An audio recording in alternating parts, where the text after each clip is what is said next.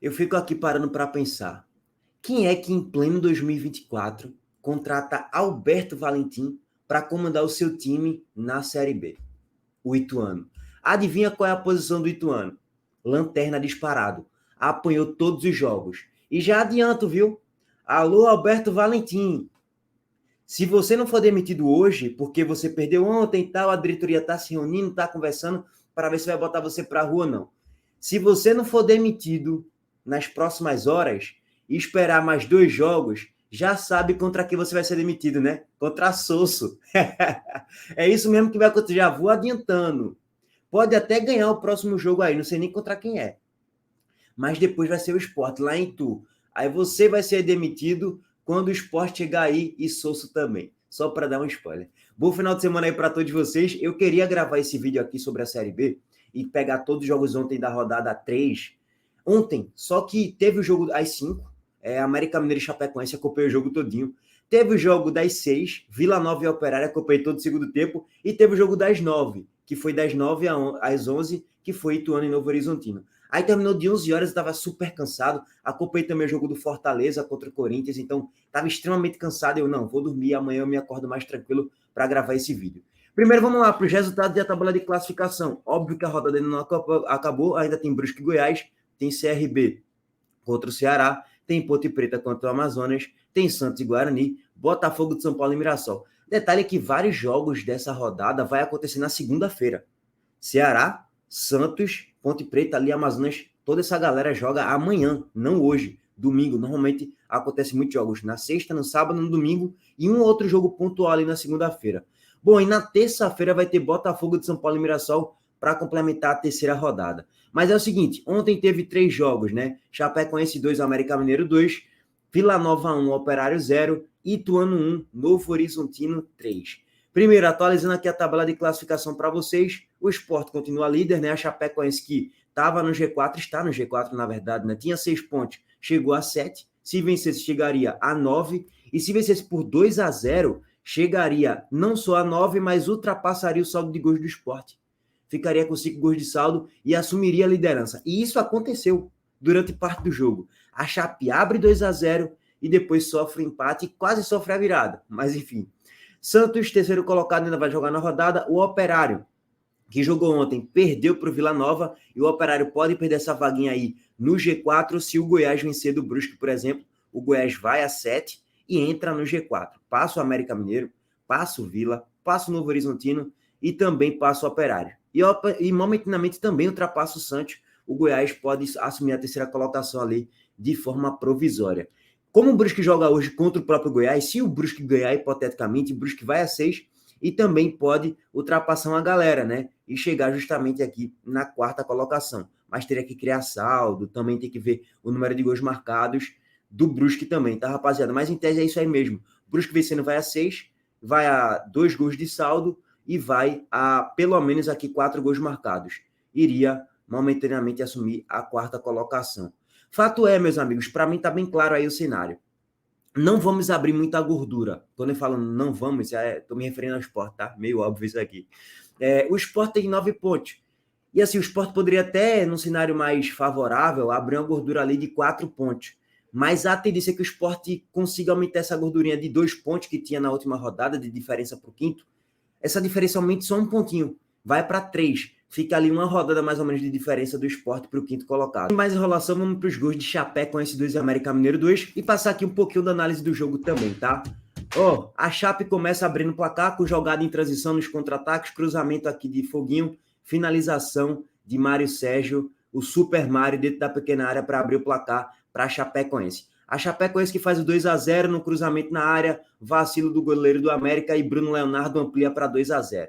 Eu tenho que parar o vídeo nesse momento aqui, tá? Olha a falha, olha a pichotada do goleiro do América Mineiro.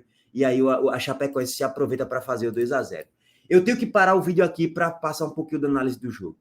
A Chapecoense é um time extremamente bem organizado no campo de defesa, comandado pelo senhor Humberto Louser. Parece que Humberto Louser ele nasceu para treinar a Chapecoense. Se você for usar e abusar das bolas aéreas contra a Chapecoense, não vai dar certo. Tem Rafael Doma, um zagueiro extremamente inteligente no posicionamento nas bolas aéreas e também muito alto e muito forte fisicamente também. Tava espanando todas por cima, todas sem exceção. O América Mineiro usando e abusando da bola aérea no primeiro tempo, não surtiu efeito nenhum, não criaram nenhuma grande chance. A Chapecoense, mesmo jogando em Chapecó, entrega a bola para o adversário e vai jogar em transição e estava marcando com extrema eficiência a equipe do América Mineiro. Até os 30 do segundo tempo. E aí você tem o Bruno Leonardo, que é um bom zagueiro, o Eduardo Doma, bom zagueiro também, Matheus Cavicchioli, ex-América Mineiro, inclusive, bom goleiro também. Do meio para frente você tem o Giovanni Augusto, que para o patamar da Chape é um bom jogador. Tomás, ex-Sport, está lá também. O Mário Sérgio, que foi artilheiro aí das últimas competições, com o Fluminense do Piauí, bom centroavante. Então eu já olho para essa Chapecoense, e eu projetava a Chapecoense brigando para não cair e talvez caindo. Eu já tenho a convicção que pela bola que a Chapecoense joga e pelo que vem incomodando aí nos últimos jogos, eu acho que a Chapecoense não cai não, tá, rapaziada? Eu acho que não cai. É pelo time que tem, em comparação à maioria ali da galera que vai brigar para não cair, e pela bola que tá jogando. Tá muito bem encaixado o time da Chapecoense. É chatinho ganhar desse time da Chape, tá? E aí é o seguinte, até os 30 minutos do segundo tempo, o América Mineiro não fazia absolutamente nada. O time do América Mineiro, até falei lá no grupo dos membros, tem uma outra peça pontual que pode tirar o coelho da cartola. Quando você vai para o time base do América Mineiro, Dalberson, que é um goleiro fraco do América Mineiro, Éder, Potiguar, aí você vai na lateral esquerda, Marlon, aí Ale é um bom volante, Juninho, outro bom volante, Martim Benítez, Jacaré, Felipe Azevedo e Renato Marques. Quando você vai para essa base de time do América Mineiro, você só vê um bom jogador que pode tirar o coelho da cartola. O coelho da cartola é, esse cara pode fazer uma jogada diferenciada. Esse cara pode achar um passe diferenciado, que ninguém estava projetando, ele acha um passe de 20 metros, deixa alguém na cara do gol, acha uma finalização, acha uma jogada individual construída no talento, para poder construir uma jogada de gol. Esse jogador é o Martim Benítez. E só. Quando você olha para o time base titular do América Mineiro. Só que aí, o treinador do América Mineiro, ele mexe bem. Ele coloca Moisés, sim, ele, ex-Palmeiras, tá? Volante barra meia, né? Tá jogando hoje um pouquinho mais avançado. Coloca Adson e Fabinho. Muda o patamar da partida. Adson é um bom jogador. Bom ponta, rabiscador, muito veloz, muito habilidoso e que tem boa finalização também. Então esse Adson entrou e entrou muito bem na partida. Moisés entrou e entrou muito bem na partida. Não é à toa que esses dois participaram para os 2 gols do América Mineiro na partida, tá? Então o América Mineiro, ele, para mim, tem um time que vai ser competitivo, mas que eu olho para o time base do Sport e eu vejo mais opções para tirar o coelho da cartola. A gente olha para o Sport e a gente fala, pô, Lucas não pode tirar o coelho da cartola. A gente olha, Barleta pode tirar o coelho da cartola. Ah, mas tá mal, mas ele pode. Romarinho pode tirar o coelho da cartola. Você pode até citar o próprio Alan Ruiz, que em um outro momento pode tirar o coelho da cartola. Enfim, você vê mais jogadores de qualidade que podem tirar o coelho da cartola. Isso aqui eu não estou me referindo nem à questão de zagueiro, de goleiro, de lateral. Estou falando mais do meio para frente, tá? Quando a gente olha para o meio para trás, o Sport tem mais jogadores de qualidade também. O nosso goleiro é melhor do que o da maioria aí, que briga para subir. Nossos zagueiros também. Então a gente tem um time mais competitivo, melhor do que os outros, né? Se vai ser suficiente ou não, aí é o tempo, né? O tempo é que vai dizer. Mas enfim, sem mais enrolações, vamos para os 2 gols agora do América Mineiro. Belíssima jogada de Adson, que vem pela ponta direita, rasgando pelo centro aqui, em velocidade. Solta o passe para Moisés, Moisés solta para Fabinho, e o América Mineiro, na verdade, Moisés, ele dá um corta-luz, né? Vamos voltar aqui, ó. Moisés, ele dá um corta-luz, a bola sobra para Fabinho na grande área, finalizar e fazer o gol de empate. E sai o gol 2-1, na verdade, diminuindo o placar. E o gol do empate sai aos 38 do segundo tempo. O América Mineiro diminui o placar aos 34 e já empata ali aos 38, basicamente, na finalização que Moisés desvia sem querer, querendo, para o fundo da gente, fazendo o 2-2. Então, o América Mineiro melhorou bastante a parte das substituições na reta final do segundo tempo, tá, rapaziada? Bom, agora vamos passar para os outros jogos da Série B, tá? A Vila Nova e Operário, né? O Operário, que era outro time que eu achava que ia brigar forte para não cair, e talvez caísse mesmo, mostrou que eu estava errado.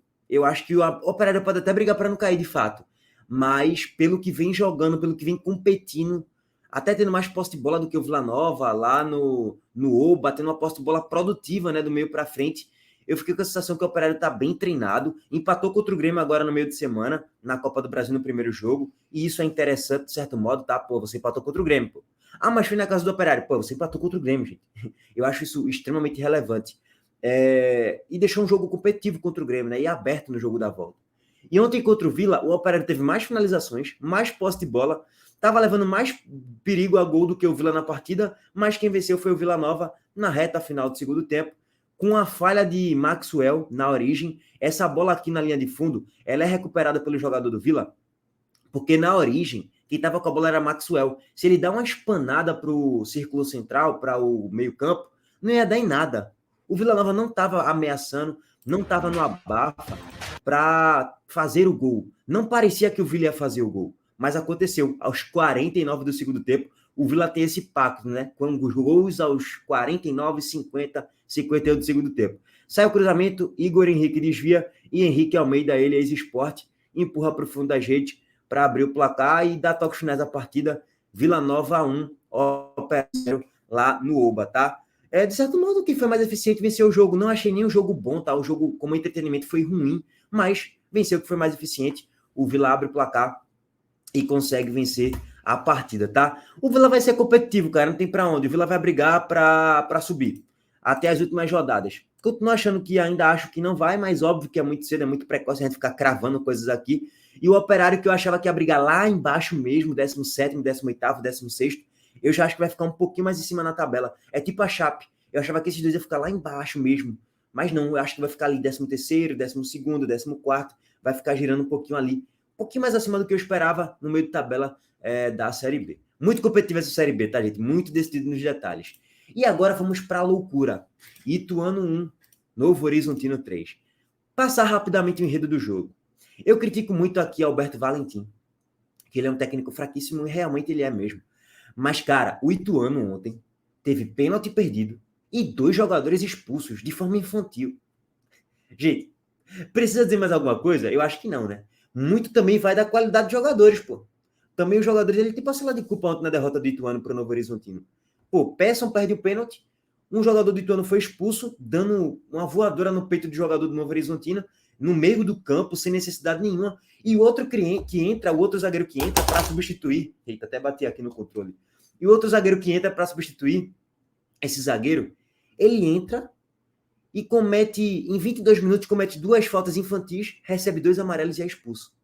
Aí também não tem treinador no mundo que sabe, né? Sem mais enrolação, vamos para os gols aqui. Ituano 1, Novo Horizontino 3, lá em Itu. O Ituano, lanterna da competição, com nenhum ponto conquistado, tá? Cruzamento de Gil de cabeça e César Martins pega o rebote aos 21 do primeiro tempo, 1-0 para o Novo Horizontino. O Ituano estava melhor na partida, tá? O Novo Horizontino não fez nenhum grande jogo espetacular. É porque o time do Ituano é muito ruim mesmo, tá, gente? O time é ruim, cara. E aí, para passar o enredo aqui depois desse gol do Novo Horizontino, o Ituano chega ao gol de empate aos 50 minutos com gol de Pesson. Mas antes desse gol de empate de Pesson, pintura no ângulo, né? Finalização, a bola bate na trave e entra. Ele sem ângulo fez esse golaço. Ele mesmo desperdiça um pênalti. Antes desse gol aí, acho que uns 10, 15 minutinhos antes, ele perde um pênalti. O Jordi faz uma ótima defesa. E antes desse gol, o Ituano já estava com um jogador a menos, que foi na reta final do primeiro tempo. Aos 45 sai a expulsão do zagueiro, e aí naturalmente fica mais difícil para o Ituano reverter o quadro, mas consegue empatar. Então eu não consegui enxergar um grande jogo do Novo Horizontino na partida. O Ituano conseguiu competir, mas o time é ruim mesmo, limitado, teve 2 expulsos, perdeu o pênalti, paciência. Peça empata a partida com um golaço sem ângulo, ele finaliza ali a bola no ângulo, sem chance nenhuma para o goleiro Jordi fazer a defesa, mas o Novo Horizontino no início do segundo tempo faz o gol de cabeça com o Luizão. O Novo Horizontino é muito forte nessa bola aérea, explora muito essas jogadas na cobrança de escanteio e faz o golzinho ali de cabeça com o Luizão, virando o placar, né?